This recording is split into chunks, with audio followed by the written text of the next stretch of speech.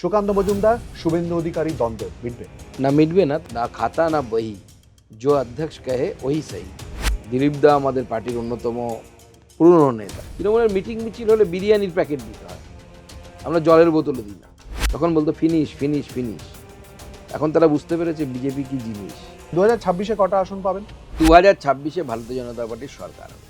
সুকান্ত মজুমদার মাথা ন্যাড়া করবে, কান ধরে মমতা বন্দ্যোপাধ্যায়ের হাজরা মরে যাবে, গিয়ে কান ধরে উঠবে।